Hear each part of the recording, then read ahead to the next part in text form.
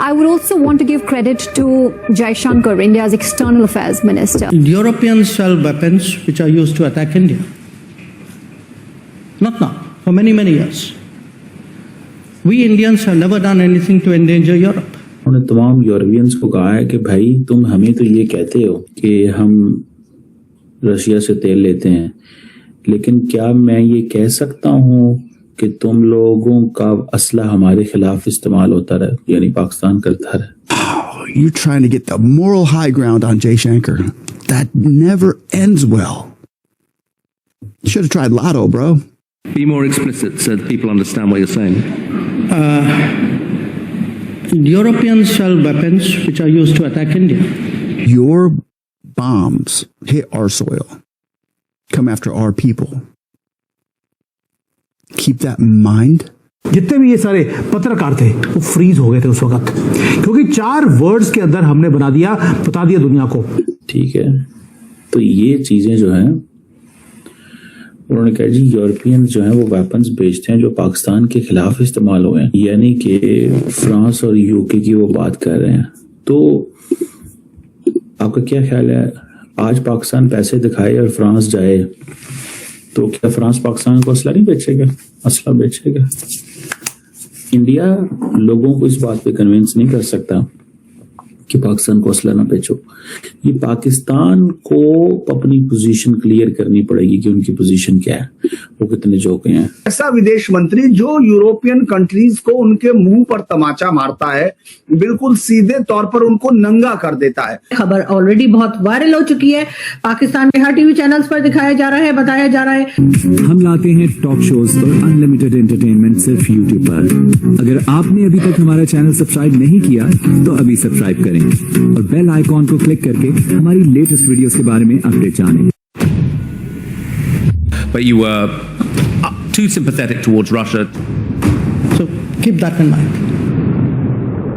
इस पत्रकार ने कहा कि यूरोप के लोग मानते हैं कि भारत आज भी रूस के प्रति बहुत ज्यादा सहानुभूति रखता है. हमारे हिसाब से ये बहुत दुखद है, बिल्कुल भी नैतिक नहीं है. भारत रूस से तेल खरीदने के लिए बहुत ज्यादा उत्सुक रहता है. आप इस पर क्या कहेंगे? इस सवाल को सुनते हुए डॉक्टर एस जयशंकर मुस्कुराए, थोड़ा सा पानी पिया, उसके बाद ऐसा जवाब दिया जो इतिहास में याद रखा जाएगा. डॉक्टर एस जयशंकर ने कहा कि पहली बात तो हम कीमत और उपलब्धता के आधार पर तेल खरीदते हैं. भारत हमेशा से ही मिडल ईस्ट से तेल खरीदता आया है, लेकिन यूक्रेन जंग के बाद आप सब ने भी अचानक मिडल ईस्ट से तेल खरीदना शुरू कर दिया, जिसकी वजह से बाजार में रूसी तेल बहुत ज्यादा मात्रा में बचने लगा. इसीलिए हमने रूसी तेल खरीदना शुरू कर दिया. यानी एस जयशंकर का मतलब था कि मिडल ईस्ट का जो तेल हम लेते थे, उस तेल को यूरोप ने जबरदस्ती खरीदना शुरू कर दिया. एस जयशंकर ने समझाया कि भारत पर हमले के लिए यूरोपीय हथियारों का इस्तेमाल होता है, दशकों से होता आ रहा है. क्या आपने कभी सुना है कि किसी भारतीय हथियार से यूरोपीय देश पर हमला हुआ है? क्या कभी भारतीय हथियारों ने यूरोप को खतरे में डाला है? जवाब है नहीं. इसीलिए नैतिकता की बात ना की जाए. यहाँ पर डॉक्टर एस जयशंकर का इशारा पाकिस्तान की तरफ था. वो तो उनको पता है पाकिस्तानी खरीद नहीं सकते असला, और वो चाइना के पास जाते हैं, और हमें जो असला चाहिए यूरोपियंस देते नहीं है जिस तरह हमें चाहिए. क्योंकि हम ये नहीं है कि हम जाके असला मार्केट से उठा लेते हैं. कभी हमने कोई चीज कस्टमाइज करवानी होती है, कभी हमने अपनी मर्जी से पैसे देने होते हैं, कभी हमने रुपए में पैसे देने होते हैं. चाइनीज इनके साथ तो हमारा डिफरेंट लेन देन है. उनके साथ तो हमारा बिजनेस और ट्रेड का रिलेशनशिप इतना बड़ा है कि हम तो वो पैसा चाइनीज को पाकिस्तान में दे सकते हैं. हमारे पास तो बहुत तरीके हैं इस सिलसिले में. हमारे पास तो बहुत तरीके हैं इस सिलसिले के अंदर. ठीक है जनाब. तो मैं तो इसको बड़ा इंटरेस्टिंग इस सेंस में समझता हूँ कि ये चीज जो है वो अब जयशंकर साहब जो है वो उन्होंने कहा जी कि कोई यूरोपियन इंडियन वेपन से आज तक उस पर हमला नहीं हुआ. तो उसने कहा मैं ये चीज नहीं कह सकता. तो भाई उस वक्त इंडिया क्या था? जयशंकर साहब को बंदा पूछे कि उस वक्त इंडिया क्या था, तो इंडिया को क्या समझते थे. आज तो इंडिया मार्केट है, लेकिन इंडिया की लेवरेज तो देख ली सबने. इंडिया की लेवरेज कहाँ पे है? To be honest I really want to C a leverage of India. ये दुनिया इंडिया को एज अ मार्केट ट्रेड करती है. لوگ ہیں, بزنسز کرتے ہیں, یار کاروبار ہے, سعودیز بھی ایسے ہی دیکھتے ہیں, اماراتیز بھی ایسے ہی دیکھتے ہیں, امریکنز بھی ایسے ہی دیکھتے ہیں. But can India indigenize itself for anything in the world? India نہیں کر سکتا. اب یو اے کو انڈیا کی ضرورت پڑ گئی تو پاکستان نے سعودی عرب کے ساتھ ڈیفینس ایگریمنٹ کر لیا.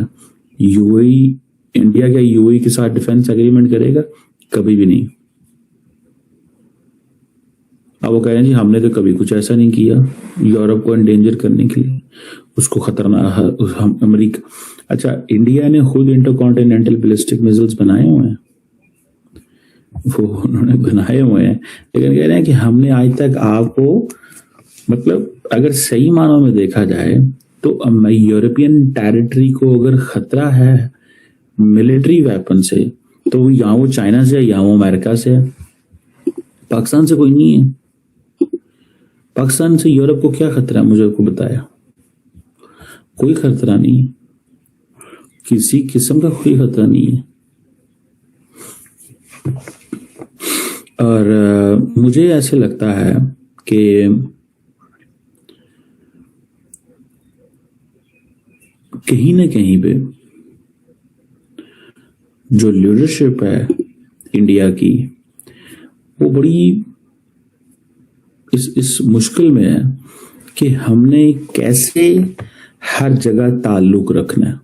ہم نے کیسے ہر جگہ تعلق رکھنا. جے شنکر کافی نہ صرف یہ کہ فیمس ہے بلکہ ایز اے فارن منسٹر ان کی جو اچیومنٹس ہیں اس کو ان کی بہت تعریفیں بھی کی جاتی ہیں, اور کئی لوگوں کا یہ بھی کہنا ہے کہ بہت سی ایسی چیزیں ہیں, بہت سی ایسی باتیں ہیں جو پاکستان کو بھارت سے سیکھنی چاہیے, جس میں کہ خاص طور پہ انڈیپینڈنٹ فارن پالیسی. اور انڈیپینڈنٹ فارن پالیسی کے چلتے ہی یہ ہوا کہ اگر امریکہ کہتا ہے کہ جی آپ رشیا سے آئل نہیں لے سکتے, لیکن اگر بھارت کو ایسا لگتا ہے کہ اسے رشیا سے آئل لینا چاہیے تو بھارت وہ آئل لے رہا ہے اور کسی طریقے سے نہیں روکا گیا. لیکن بات ساری پھر وہی آ جاتی ہے کہ آپ کی انڈیپینڈنٹ فارن پالیسی کیسے ہو پائے گی؟ وہ تو تبھی ہو سکے گی جس دن آپ نے اپنی اکانومی پہ کام کیا, جس دن آپ نے ملک کی اکانومی کو اس قابل بنا دیا کہ آپ کو بار بار جگہ جگہ جا کر کسی بھی قسم کا لون, ڈونیشن یا مدد نہیں مانگنی, تب جا کر پاکستان کی انڈیپینڈنٹ فارن پالیسی بنے گی. امید پر دنیا قائم ہے, کہتے ہیں کہ ہر چیز کے لیے ہوپ ہونی چاہیے. بہت سی چیزیں ہمیں ایسی لگتی ہیں کہ شاید ایسا کبھی نہیں ہو پائے گا, لیکن اگر ہم کوشش کریں, سنسیئرلی کوشش کریں اور دعا کریں تو, اور ہمارا دل صاف وہ سب سے بڑی بات, تو پھر یقیناً وہ چیزیں جو ہیں ہو جاتی ہیں. اور اگر واقعی میں پاکستان کے وہ لوگ جو ان کے ہاتھ میں پالیسیز بنانے کی پاور ہوتی ہے, یا جو لوگ ملک میں گورنمنٹ لاتے لے جاتے ہیں, یا وہ لوگ جو گورنمنٹ میں ہوتے ہیں اور پاورفل ہوتے ہیں, ان کو چاہیے کہ وہ اکانومی پہ بہت سنسیئرلی کام کریں, لیکن اپنی پرسنل اکانومی پہ نہیں, ملک کے اکانومی پہ. جی ہاں, آپ کے ملک کے پاس پیسہ ہونا چاہیے, آپ کا ملک امیر ہونا چاہیے, نہ کہ چند لوگ جو اس ملک میں رہتے ہیں تمام کا تمام پیسہ یا تمام کی تمام چیزیں جو ہیں ان کی جیب کے اندر نہیں ہونی چاہیے. جس دن پاکستان میں رہنے والے جو عام شہری ہیں وہ بہتر حالت میں آ گئے, ان کی اکانومی بہتر ہو گئی, ان کے ایجوکیشن لیول بہتر ہو گیا, اس دن پاکستان کی فارن پالیسی بھی انڈیپینڈنٹ ہو جائے گی. ابھی تو آپ دیکھ ہی رہے ہیں کہ کس طرح سے کبھی ٹرمپ ہمیں, یا ٹرمپ کہہ لیجیے یا امریکن گورنمنٹ کسی بھی زمانے کی, کبھی وہ ہمیں افغانستان کے خلاف استعمال کرتی ہے تو کبھی وہ ہمیں غزہ بھیجنے کے لیے اصرار کرتے ہیں. پاکستان کے پاس ابھی اتنی بھی طاقت نہیں ہے کہ ہم اس وقت یہ کہہ سکیں صاف صاف کہ جی ٹرمپ کو انکار کر سکیں کہ ہم اپنے ٹروپس کو غزہ نہیں بھیجیں گے. اور یہ حالت آپ کی کیوں ہے؟ یہ حالت آپ کی اسی لیے کیونکہ آپ نے کبھی اپنی اکانومی پہ کام ہی نہیں کیا. جو تھوڑی بات پہلے کبھی شاید ہوا ہوگا, یقیناً کچھ لوگ بھارت سے بھی ہمیں کہتے ہیں, بتاتے ہیں کہ نہیں 90s میں جو ہے پاکستان کی اکانومی بہتر تھی, لیکن اس کے بعد جو ہے جو حالات ہوئے اور جس طرح سے اس کے بعد اکانومی گرتی چلی گئی, اس کو کبھی بھی کوئی اٹھا نہیں پایا, یا شاید اٹھانے کی کوشش ہی نہیں کی گئی. سوری, کیونکہ جن لوگوں کے ہاتھ میں یہ اکانومی آ رہی تھی, جن لوگوں کے ہاتھ میں یہ پیسہ آ رہا تھا, انہیں اس بات سے کوئی فرق نہیں پڑتا تھا کہ ملک کی حالت سدھر رہی ہے یا نہیں سدھر رہی, کیونکہ ان کی اپنی حالت جو ہے وہ بہتر سے بہتر ہوتی چلی جا رہی تھی. اور یہی سیلفشنس تھی جس کی وجہ سے بہت سے لوگ جو ہیں وہ ملک کو جو ڈیمیجز ہوئے ہیں, جو نقصان ہوئے ہیں, اس میں ان کا بھی کہیں نہ کہیں حصہ ہے. اب اگر لوگ بات کرتے ہیں, یہاں سے کہتے ہیں, ان کو غلطی کا احساس دلانے کی کوشش کرتے ہیں, کم از کم آواز اٹھاتے ہیں. تو آپ کو یہ ویڈیو کیسا لگا کمنٹ باکس میں ضرور لکھیے, اس ویڈیو کو لائک کیجیے, شیئر کیجیے, سبسکرائب کرنا نہ بھولیے آپ کے چینل EFC.Z کو. تو ملتے ہیں اگلی ویڈیو میں. جے ہند.